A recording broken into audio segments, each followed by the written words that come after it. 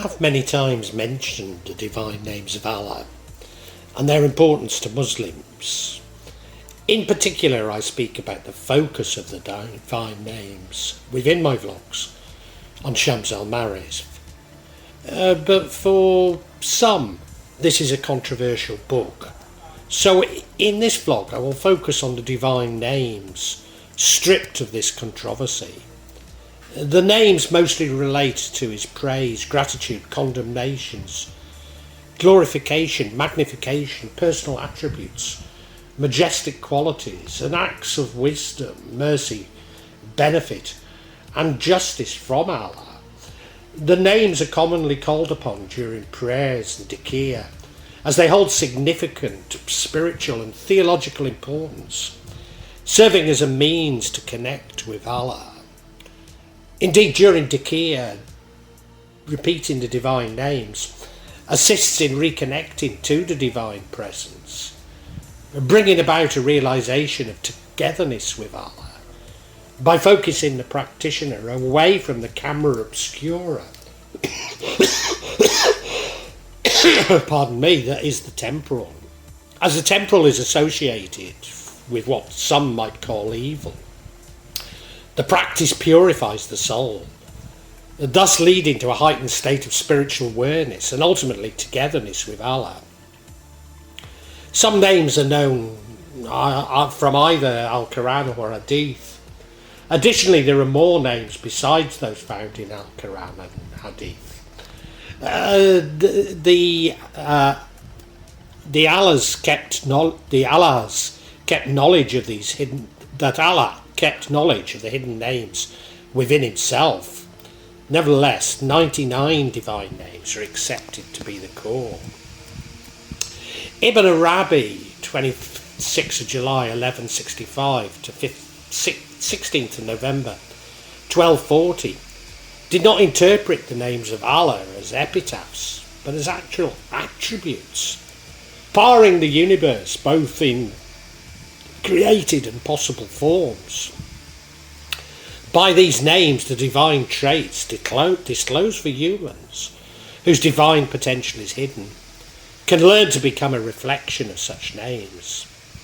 However, such reflections are limited. The divine traits do not equal the divine essence of the names. Influenced by the metaphysics of Ibn Arabi, Hyder Amuli associated angels to the different names of Allah. Accordingly, the good angels as a whole are manifestations of Allah's names of beauty. Jinn, however, are manifestations of Allah's names of majesty. For example, the haughty. So here is where the controversy creeps in. When Allah interacts with his cosmos, the names of beauty and majesty, specific outcomes are created. Let me just say that Allah's universe seeks balance. Thus things like natural disasters are not evil, but simply the universe balancing. Thus the names of beauty bring about an intimacy between Allah and his cosmos, including man, whilst the names of majesty create a sense of distance and awe.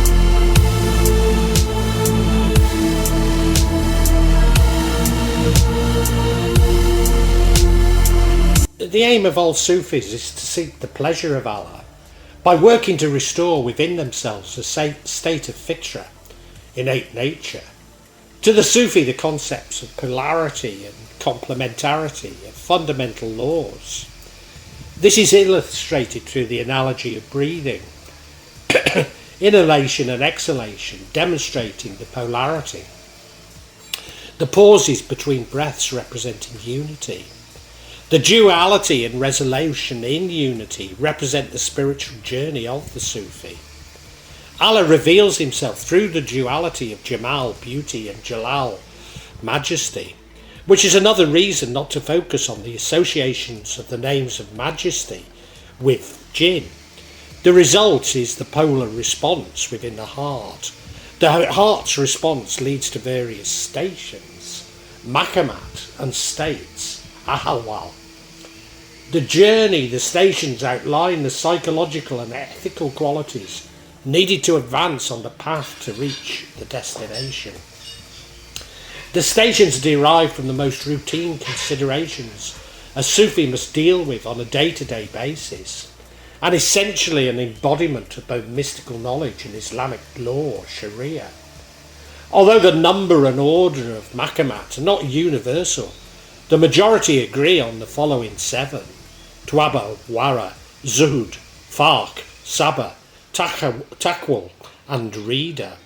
Sufis believe these stations are the grounds of the spiritual life, and they are viewed as a mode of thought through which most elements of daily life begin to play a vital role in the overall attainment of a oneness with God. They usually begin with the station of repentance, followed by renunciation, humility, patience, gratitude, beneficence, contentment, joy, and others, until finally reaching the state of complete emptying of selfish traits, fana, and instead embodying the morality of Allah, Baka. This involves a dualism of expansion, Quab, the divine masculine, and contraction, Bast, the divine feminine. Expansion can lead to being happy and full of energy, but it can also inflate the ego. It's checked by contraction, but too much contraction can be stymied and depressed. Through personal experience, one learns this balance, ultimately reconciling the opposites. The traveller reaches the destination, a mystical union with the divine, in which they become involved in the gnosis and divine love. I need to add that Ibn Arabi somewhat disagrees with fellow Sufis on this divine union, seeing it as contradicting the majesty as Allah. So maybe I should say closer to Allah. Along the journey, they may also experience temporary psychological states, such as constriction, expansion, yearning, and ecstasy. A life like unexpected happiness, happenstances on the journey. These are spontaneous gifts from Allah.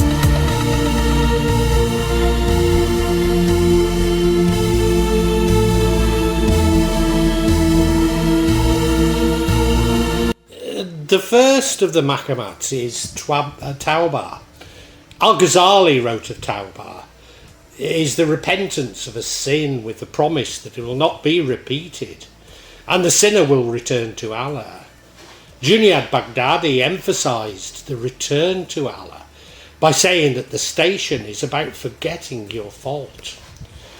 This is thought to mean that after realization occurs, Allah will be in constant remembrance and overwhelm the mind. Ibn Arabi spent a great deal of time exploring what religious as well as spiritual authorities identified as being the 3 conditions of human tawbah. The first condition is that of remorse for the violations that have been committed. The second is the immediate abandonment of the sin.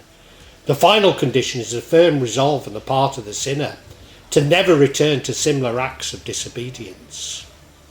All of these conditions essentially convey the message of Tawbah in its purest form, consisting of forgetting one's sin. Interestingly, Ibn Arabi concluded that focusing over one's fault after the fact is not only a hindrance in the remembrance of Allah, but also a subtle form of narcissism.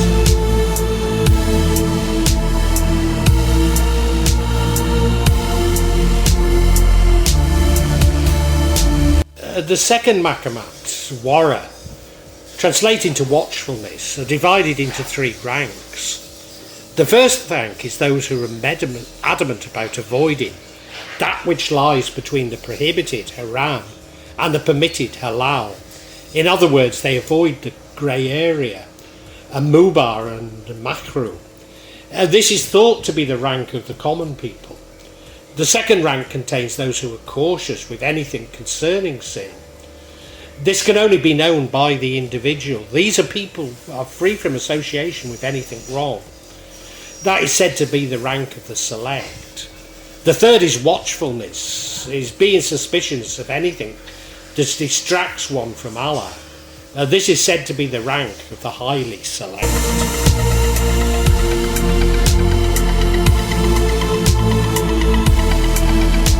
The station of zuhud, translated renunciation, concerns that which is permitted and is at hand, and obligatory actions of relinquishing all desire for that which is prohibited, as well as that which is uncertain.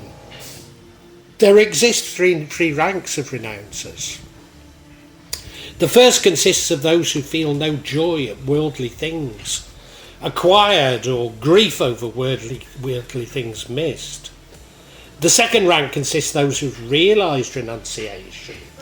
These are people who have discovered that in renunciation of material goods, there are goods for the self, such as praise of others, honour and tranquility, that also must be renounced. The third rank consists of those who would renounce the thought of renunciation at all.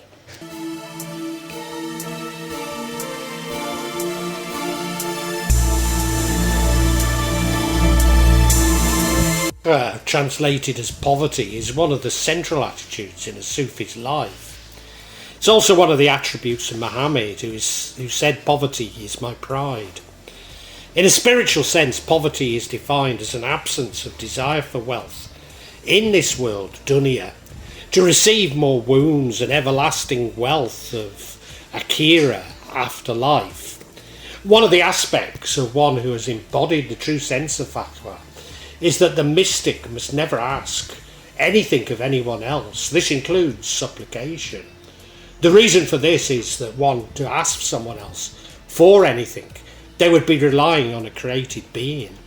To receive something that the same would be to produce gratitude in the heart, which would be geared towards the giver, not towards Allah.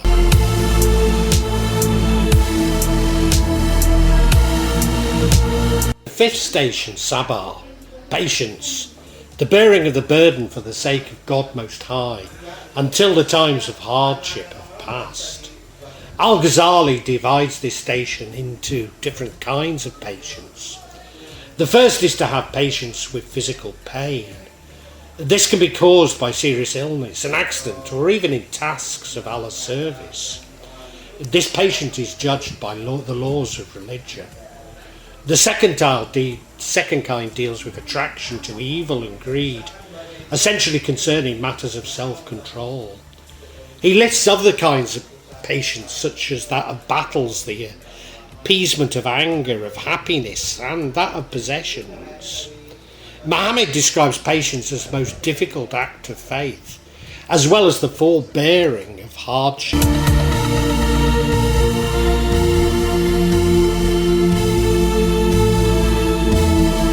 Translated to trust, is a noble stage a Sufi must reach once he has learned patience, so that when something is denied to a mystic, they trust it is in agreement with destiny.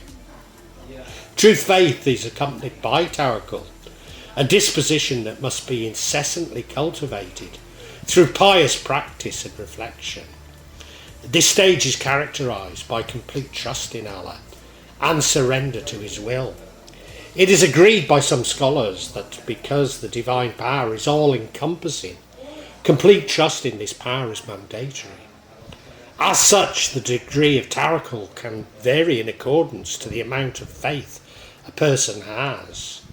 When every feeling and thought of a mystic is directed in perfect sincerity towards only Allah, the mystic is then considered to be the true essence of tawakkul. Tawakkul is not a passive form of fatalism. It can be characterised as a disposition whose achievement requires active and persistent work on oneself.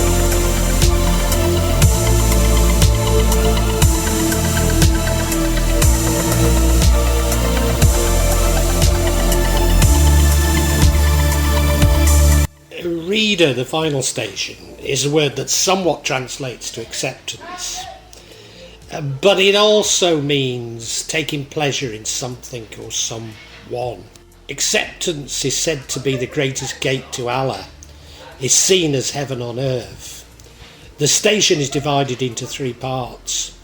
The first is those who attempt to silence their anxieties until they are able to accept their misfortunes, comforts, deprivations, or bounties. The second part are those who accept Allah and wish Allah to accept them. These people do not seek priority in their acceptance, even if they view all blessings and misfortunes the same. The third are those who go beyond the second group by not looking for Allah's acceptance of them and theirs of Allah. Instead, they accept that Allah has preordained all his creations. Thus, ego consciousness has dissolved to a state of non-being or fana. All self-identity disappears. A reintegration into Allah's cosmos. A new consciousness emerges which transcends the individual, known as dhikr, a consciousness beyond the temporal. But this is a return to the beginning, but the collective consciousness or affirmation of Allah, also as the knowledge of the heart, the centre of the mystical journey. This is not the jhana which is supposedly reached after death, but a realisation of the ecstasy to be had in dunya itself.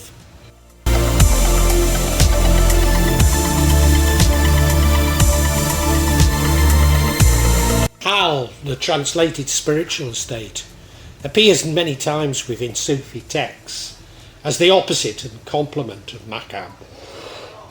Ali al-Hujwiri, in his book Kasaf al-Makub, defines hal as something that descends from Allah into man's heart without being able to repel it when it comes or to attract it as it goes by his own effort.